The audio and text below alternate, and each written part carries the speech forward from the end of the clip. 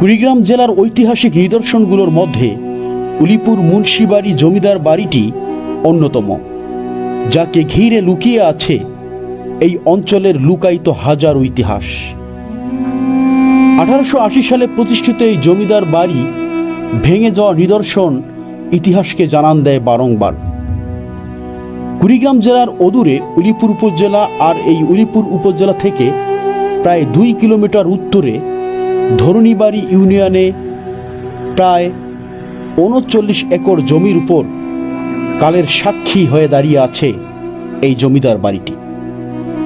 18 শতকে বিনোদিনী লালের পুত্র ভূজেন্দ্র লাল মুন্সির এক অনন্য আবিষ্কার উলিপুর মুন্সিবাড়ি। ইতিহাস সূত্রে জানা যায়, কাশিমপুর বাজার এস্টেটের 7ম জমিদার কৃষ্ণনাথ নন্দী একটি হত্যার দায়ে কাঠগড়ায় দাঁড়ানো অসম্মান ভেবে তিনি নিজেই তার আত্মবিয়োগ করেছেন। সত্যি তার এই আত্মবিয়োগ সমাজের জন্য দৃষ্টান্ত স্থাপন করেছে। তিনি যে অন্যায়ের কাছে মাথা নত করেন না, অন্যায়ের সাথে আপোষ করেন না, তার এই আত্মবিয়োগেই সমাজের জন্য আজ উদাহরণস্বরূপ। জমিদার বাড়িটি বর্তমান ইউনিয়ন ভূমি অফিস হিসেবে ব্যবহার হয়ে আসলেও মূল ভবনে আছে শয়নকক্ষ, ডাইনিং হল, রান্নাঘর, অঙ্কন কক্ষ, বিশ্রামাগার এবং অতিথিশালা।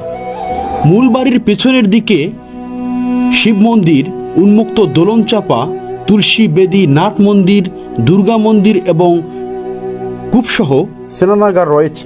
এছাড়া মূল ফটকের পাশে আছে কাঁঠাল চাপা ফুলের গাছ এবং পার বাঁধানো পুকুর।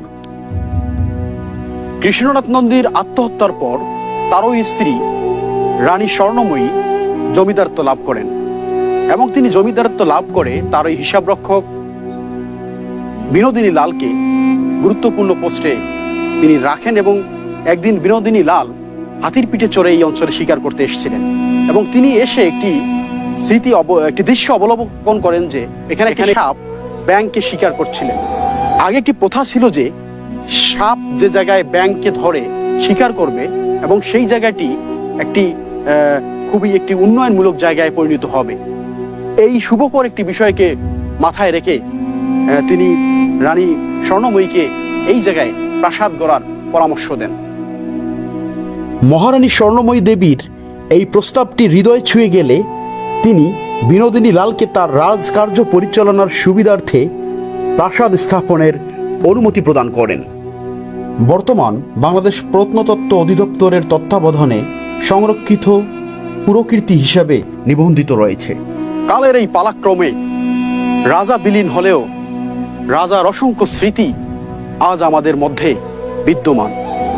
সুতরাং ইতিহাস বারংবার সাক্ষী রাখে যে পুরাতন স্মৃতিগুলো ধরে রাখা থেকে আমরা অনেক কিছু শিখতে পারি এবং অনেক কিছু জানতে পারি। এই জমিদার বাড়ির ঘুরে আমরা যতটা জানলাম, সত্যি এখানে অসংখ্য ইতিহাস লুকিয়ে আছে।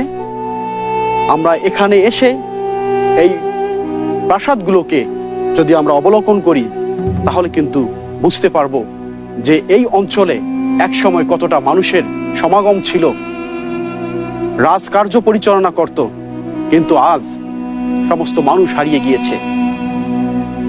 একদিন এই পৃথিবীও থাকবে না, আমরাও থাকবো না। আমাদের হয়তোবা বর্তমানের এই স্মৃতিগুলো অন্য কেউ এভাবেই উপস্থাপন করবে।